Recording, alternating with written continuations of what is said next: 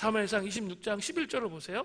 내가 손을 들어 여호와의 기름 부음 받은 자를 치는 것을 여호와께서 금하시나니 너는 그의 머리 곁에 있는 창과 물병만 가지고 가자 하고, 사울 왕의 머리 곁에 있는 창과 물병만 가지고 가는 거예요.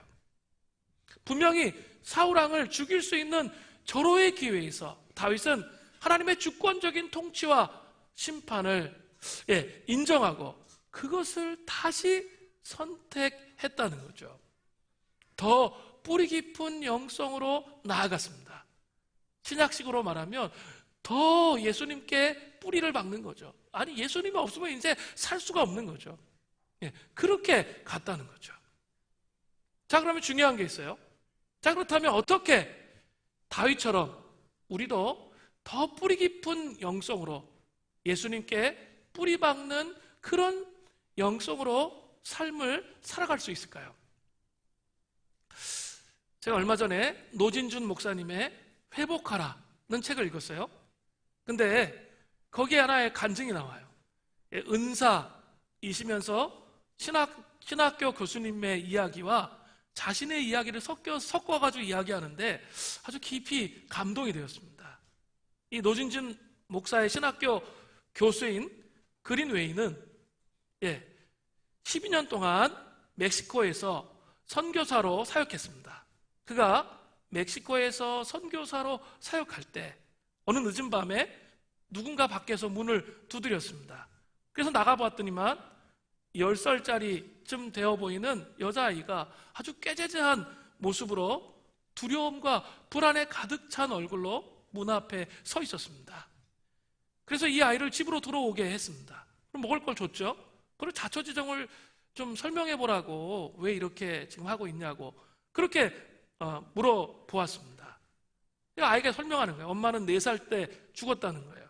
그리고 아버지는 알코올 중독자인데 3개월 전쯤에 술에 취해서 자기를 총으로 쏘려고 해서 자기가 도망 나왔다는 거예요. 그리고 3개월간 쓰레기통을 뒤지며 살다가 너무나 배고파가지고 이 집이 선교사님 집이라는 걸 알고 구걸하러 왔던 것이죠. 그래서 그린웨이 교수님은 너무나 이 아이가 안 되고 불쌍해서 자기 집에 머물게 하면서 먹을 것을 주었습니다. 그러다가 이 아이를 이제 입양해야 되겠다, 이 마음을 갖고 이 아이를 입양하게 됩니다. 그리고 그린웨이 교수가 이렇게 말했습니다. 이제 너는 내 딸이 되었으니까 이 집에 있는 것은 무엇이든지 다 먹어도 돼, 이렇게 말했어요. 이제부터 내가 네 아버지니까 내가 필요한 것이 있으면 무엇이든지 말해라, 다 사줄게, 이렇게 말했는데 아이가 그러겠다고 했습니다. 그러나 이 아이는 한 번도 그린웨이에게 자기가 필요한 것을 달라고 말한 적이 없었습니다. 학교에서 돌아오면 곧바로 자기 방으로 들어가 버리는 거예요. 그리고 줄 때까지 기다리는 거죠. 절대로 먼저 이야기하지 않는 거예요. 성도 여러분, 이러한 아이의 마음을 조금이라도 여러분 이해할 수 있습니까? 노진준 목사님은 태어나서 한 번도 사랑받지 못한 아이를 입양해서 키웠기 때문에 그 마음을 이해한다고 그렇게 하면서 자신의 이야기를 또 하는 거예요. 노진준 목사님은 이 막내 아들을 1살 때 입양했습니다. 정말 너무 순한 아이였습니다. 크게 우는 일도 없고 떼를 쓰는 일도 없는 거예요. 그런데 2살이 되고 3살이 되었는데 아이가 그냥 순한 게 아니라는 것을 알게 된 거죠. 자기 표현도 못하고 말이 어눌한 거예요. 그래서 병원에 가서 검사를 해봤는데 아무 이상이 없는 거예요. 나중에 알게 된 것은 이 아이가 부모의 눈치를 보고 있다는 사실을 깨닫게 된 거예요. 한마디로 그 아이는 사랑 결핍증에 빠져 있었던 것이죠. 아주 어릴 적에 집에 왔는데 이 보모를 4번씩이나 바꾸면서 본능적으로 자기 표현을 하면 안 된다는 그런 것을 느꼈던 것 같습니다. 그래서 무엇을 사달라고 조르는 일이 없어요. 그리고 자기가 원하는 것을 절대로 표현하지 않았습니다. 노진준 목사님 미국에서 목회하고 있는데, 미국에서 목회를 하시다가 한국에 갈 일이 있어서 이제 아들에게 말한 거죠. 무엇이든지 필요한 것이 있으면 다 말해. 내가 사줄게. 그렇게 말을 했는데 아이에게 돌아오는 대답은 없습니다. 이거였어요. 그러니까 참 마음이 상하는 거예요. 자기가 정말 뭐든지 다 사줄 수 있는데 아이는 없다고만 말하니까. 그래서 이제 아내에게 뭐가 필요한지 알아보라고 이렇게 해보니까 아이가 아이패드를 갖고 싶었던 것 같아요. 그래서 그걸 살짝 이야기해 줬어요. 그래서 이제 아이에게 깜짝 선물을 해주고 싶어가지고 한국에서 미국으로 돌아갈 때 아이패드를 가지고 이제 간 거죠. 선물을 쫙 펴서 열었는데 아이는 놀라면서 막 고맙다고 말은 해요. 그런데 그 표현이 너무 어색한 거예요. 그리고 선물을 주는 목사님이 훨씬 더 민망했대. 뭐 그런 이제 것을 경험한 거죠. 그리고 나서 이제 그날 밤이 되었는데 목사님이 아들이 자고 있는 방에 들여다보았습니다. 아들은 아버지가 사준 그 아이패드를 가슴에 품고 자고 있는 거예요. 그리고 또 그 다음날 또 문을 열어보니까 그 다음날도 아이패드를 가슴에 품고 자는 거예요. 아니, 그냥 손에서 놓지를 않는 거예요. 그렇게 하는 그 아이의 모습을 보면서 노 목사님은 기쁨보다는 슬픔이 느껴졌다고 이렇게 고백해요. 내가 자기 아버지인데 남들이 다 가지고 있는 아이패드 자기도 갖고 싶다고 말을 하지 그것을 못하냐? 이런 생각이 드니까 가슴이 메어졌다는 거예요. 다시 그린웨이 교수님에게로 돌아와서 하루는 서재에 있는데 여자아이가 문을 두드리면서 방에 들어왔습니다. 그리고는 아주 조심스럽게 책상 옆으로 다가와서 그린웨이 교수님에게 물었습니다. 왜 그러니? 무슨 일이 있니? 또 그렇게 목사님이 말을 했어요. 그러니까 아주 조심스러운 목소리로 대답하는 거예요. 아빠, 신발끈이 필요해요. 그 말을 듣는 순간 그린웨이 교수는 너무 감격스러워서 울었다는 거예요. 이 아이가 나를 아빠로 불렀다는 거죠. 그리고 이 아빠인 나를 의지해도 된다는 것, 이게 너무 감격되어서 울었다고 그렇게 표현하는 그런 내용을 제가 보았습니다. 저는 이 예화를 접하면서 깊이 좀 생각해 보았습니다. 우리는 예수 그리스도를 믿는 순간 하나님의 자녀로 우리도 입양되었잖아요. 그렇죠? 하나님의 자녀가 아니었는데 예수 그리스도를 삶의 구주로 영접하는 순간 우리도 하나님의 자녀로 어떻게 되는 거죠? 입양되는 거죠. 자녀인데도 여전히 죄악 가운데 굴러다니던 때의 옛 모습으로 사랑 결핍증에 걸려 하나님과 친밀한 관계 가운데 들어가지 못하고 있는 그런 분은 없습니까? 하나님은 모든 것을 주시기를 원하시는데 사랑 결핍증에 걸려 있는 거죠. 죄악 속에서 상처받고 찢긴 삶을 살다 보니까 하나님도 나에게 온전한 사랑을 줄 수 없다, 모든 것을 다 해줄 수 없다, 이렇게 생각하는 것은 아니냐는 거예요. 우리의 아버지신 하나님께 요구도 제대로 못하고 사랑 결핍증에 걸린 그런 모습으로 살아간다면 노진준 목사님이나 그린웨이 교수님이 느끼는 그런 안타까운 감정을 하나님께서 느끼세요. 그죠? 하나님께 제대로 요구도 못해. 그런 삶을 살고 있다면, 그죠? 주님이 그 안타까움을 느끼세요.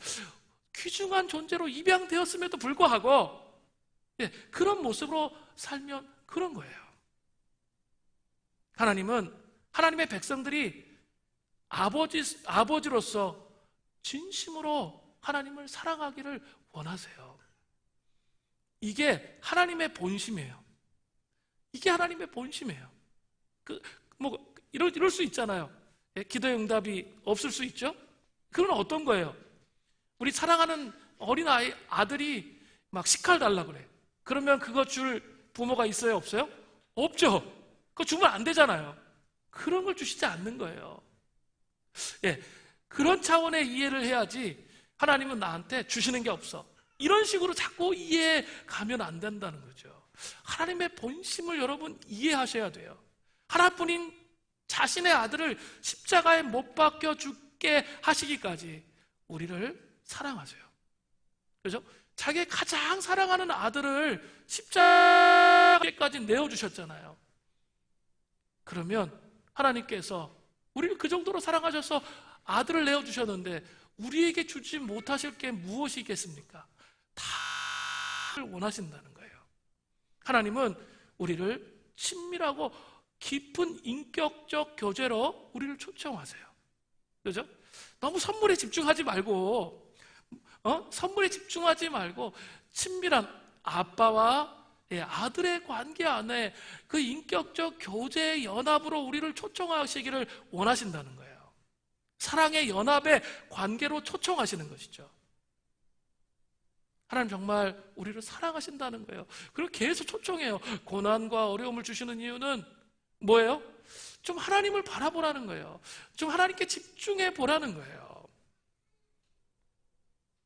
이것을 깊이 이해해야 더 뿌리 깊은 영성으로 나아간 다윗처럼 우리도 그렇게 할 수 있는 거예요. 하나님의 본심을 이해하지 못하면 절대로 뿌리 깊은 영성으로 나아갈 수 없다는 거죠. 우리 지난주에 리더 훈련, 하고 크리스티 훈련을 했습니다. 사람들은 목사님 침묵기도 어떻게 해요? 그다음에 잠심기도, 그래서 제가 가르쳐드리기도 했어요. 수요일날 중보기도 모임 때 좀 가르쳐드리고 제가 가르쳐드리고는 있는데, 하나님, 목사님 그런 기도 어떻게 해요? 물어보면서 맨날 저한테 그런 질문을 할 때 제 마음이 막 씁쓸했어요. 왜냐하면 어떤 기도를 배우는 게 임하고 크리스티 그 리더 훈련의 목표가 아니었어요. 제 본심은, 제가 마음속에 품고 있었냐면 이거예요. 우리 영적 여정의 목표는 하나님과 사랑의 연합, 친밀한 관계 가운데 들어가는 거구나, 이걸 깨닫는 게 첫 번째 제가 생각했던 거예요. 그래서 이 세미나를 했던 거예요. 본심을 좀 이해해 주세요. 뭐 어떻게 해요? 자꾸 저한테 묻지 말고. 물론 가르쳐 드릴 수 있어요. 근데 본심이 빠진 방법론을 가지고 저는 얘기하고 싶지 않아요. 친밀한 연합과 사랑 안으로 들어가는 거예요. 그리고 영적 여정은 그 사랑의 관계 안에 들어가는데 그 사랑은 무궁무진하다는 거예요. 그래서 늙어 죽을 때까지 평생 동안을 깊이 영적 여정을 통해서 하나님과 더 깊은 친밀함 안에 들어가도록 우리를 초청하신다는 거예요. 그죠? 무궁무진해요. 그죠? 10년 전에 경험했던 하나님과 지금 하나님이 달라야 돼요. 그분이 나를 사랑하시는 게 어떤 것인지 다르셔야 돼요. 똑같다면 신앙생활 잘못하신 거예요.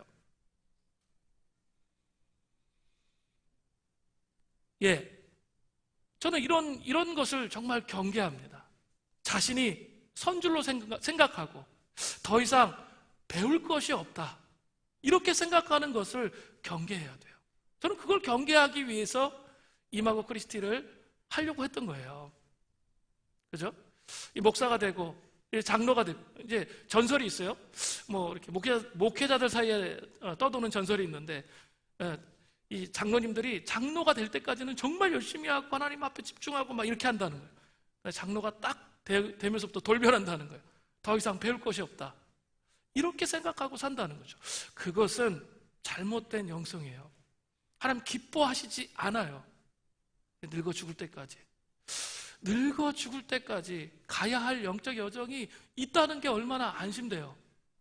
신앙생활이 여러분 그냥 틀에 박힌 뭐뭐뭐 하면 다 완성되고 마스터 됐다면 그건 신앙생활이 아니에요. 그건 관계가 아니기 때문에 그런 거예요. 관계는 그런 게 아니에요. 그죠? 더 깊이 주님을 알아가는 거죠. 사랑하는 성도 여러분, 제가 묻겠습니다. 왜 말씀을 보고 기도하십니까? 단도직입적으로 묻겠습니다. 왜 말씀을 보고 기도하십니까? 바로 이 친밀한 사랑의 연합, 인격적 교제 안에, 그죠? 아들과 아버지의, 아빠의 친밀한 교제 안에 들어가기 위한 것이 아니에요. 초대교회 성도들은 항상 기도하라, 이거에 관심이 대단히 많았습니다.